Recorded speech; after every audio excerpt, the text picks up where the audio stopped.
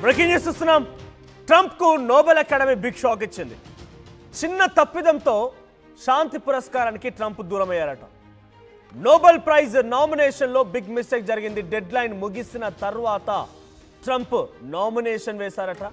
Nobel ప్రతిపాదనలు పంపేందుకు చివరి తేదీ ఫిబ్రవరి 1, 2025 కాగా గడువులోపు ట్రంప్కు మద్దతుగా ఎవరు కూడా దరఖాస్తులు చేయలేరు. ట్రంప్ అప్లికేషన్ రిజెక్ట్ కావడంతో నోబెల్ రానట్టుగానే భావించాలి. ట్రంప్ని నోబెల్ ప్రైజ్ని నామినేట్ చేసిన ఇజ్రాయెల్, పాకిస్తాన్, కంబోడియా ఈ దేశాలన్నీ కూడా గడువు పూర్తయిన తర్వాత దరఖాస్తులు ఇచ్చాయట. నోబెల్ శాంతి బహుమతికి 338 మంది వ్యక్తులు, సంస్థలు నామినేట్ అయ్యాయి. గతేడాది నోబెల్ శాంతి బహుమతి నిహాన్ హిండియాకోకు ప్రధానమైంది. అయితే ఇవాళ సాయంత్రం నోబెల్ శాంతి బహుమతి విజేత ప్రకటించే అవకాశం ఉంది. ఇంకా నయం, ఆయన పేరు ప్రతిపాదించిన దాంట్లో కూడా ఆలస్యమైంది. ప్రతిపాదించి ఉంటే అక్కడ కూడా ఇన్ఫ్లుయెన్స్ చేసేవాడేమో, అక్కడ కూడా తన యొక్క ప్రతిభని, తన యొక్క స్టైల్లో అగ్రజుడిని అని చెప్పి తన మేధావితనాన్ని అక్కడ కూడా ప్రదర్శించేవాడేమో. ఎందుకు ఇవ్వాలి? ఇప్పుడు ఆఫ్ఘనిస్తాన్పై దాడి జరిగింది, ఈరోజు పాకిస్తాన్ దాడి చేసింది.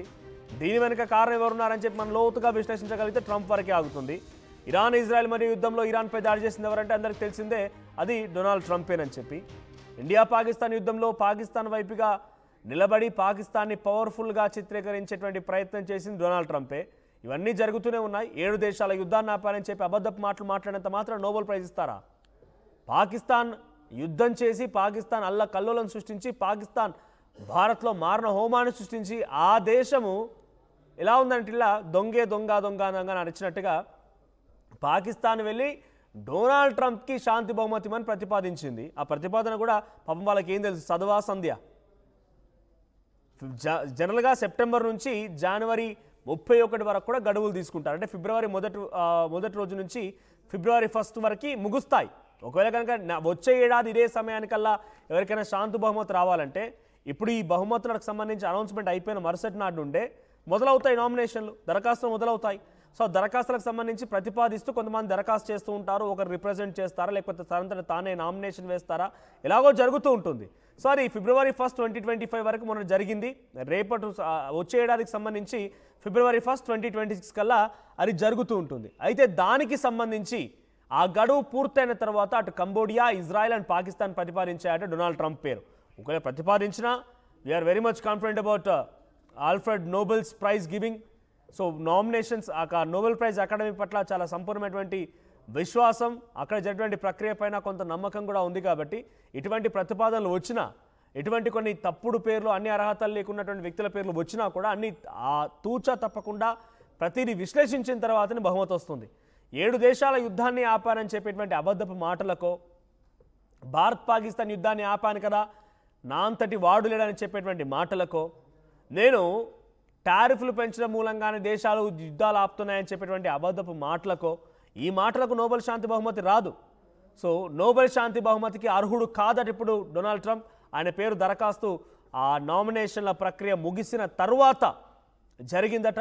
So India, Pakistan, Cambodia and Israel 3 దేశాలు ఆయన పేరును ప్రతిపాదించాయి.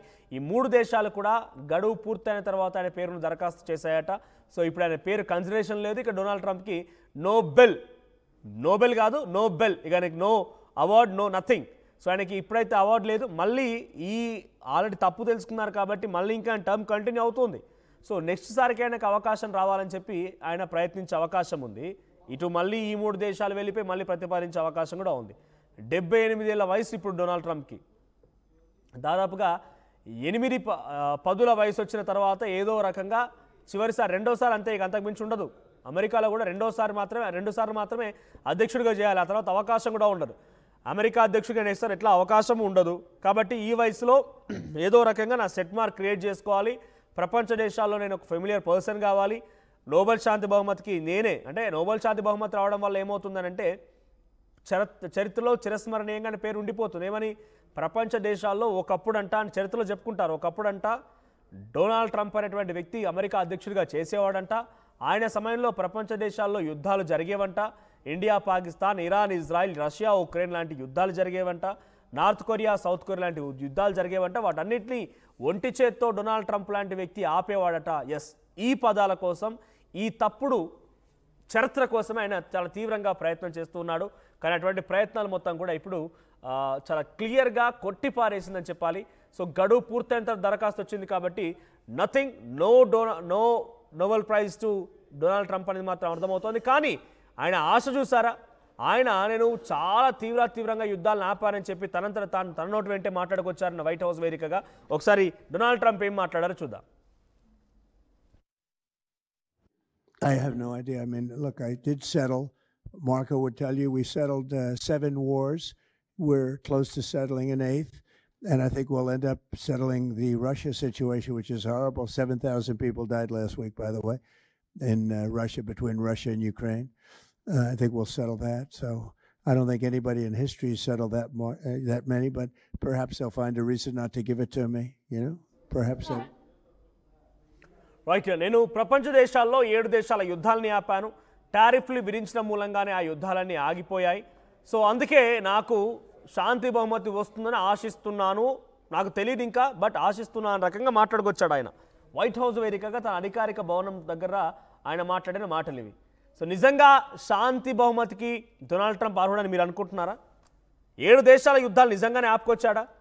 ఇరాన్లో న్యూక్లియర్ వెపన్ ఉంది. ఆ న్యూక్లియర్ వెపన్ కారణంగా నిజంగా ప్రయోగించాల్సి వస్తే ప్రపంచ దేశాలు మొత్తం ఇబ్బంది గురవుతాయని చెప్పి అక్కడి దాన్ని కొట్టిపారేసి ఇరాన్ పైన దాడి చేసి ఇరాన్ వంటి న్యూక్లియర్ స్థావరాన్ని కుప్పగూల్చిన ఆయన పాకిస్తాన్లో న్యూక్లియర్ స్థావరం ఎందుకు కూల్చలేకపోతున్నాడు? సేమ్ ఇంటెన్షన్ కదా.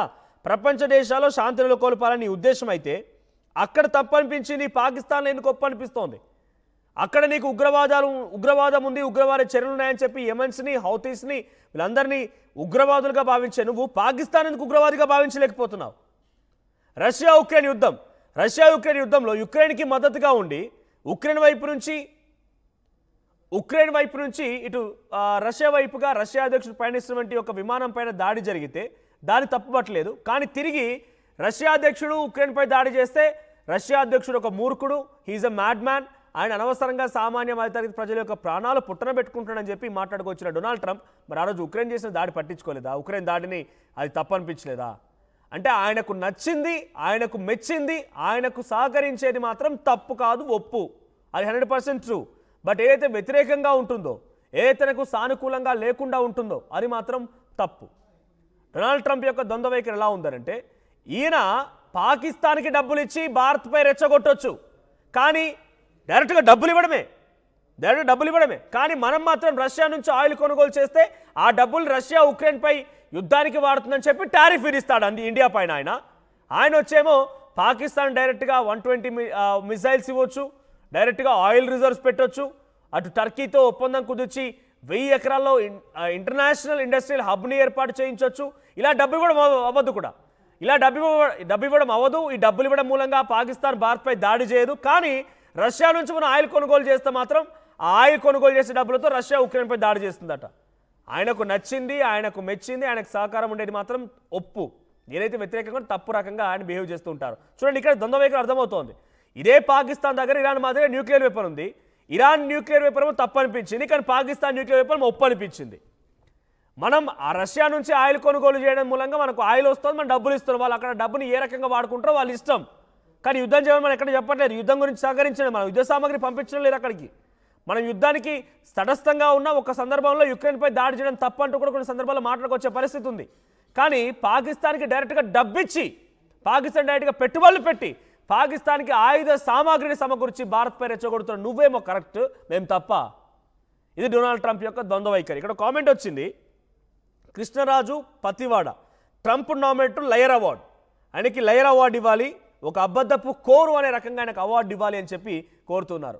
సో మీ అభిప్రాయం ఏంటి? డొనాల్డ్ ట్రంప్ నిజంగా నోబెల్ బహుమతికి అర్హుడని మీరు అనుకుంటున్నారా? ఇంతటి దమనకాండని, ఇంతటి దుర్మార్గమైనటువంటి చర్యల్ని ప్రపంచ దేశాల్లో సృష్టించేటువంటి వ్యక్తికి నోబెల్ శాంతి బహుమతి ఇవ్వాలని మీరు కోరుకుంటున్నారా? మీ అభిప్రాయం ఏంటి? కామెంట్ చేయండి.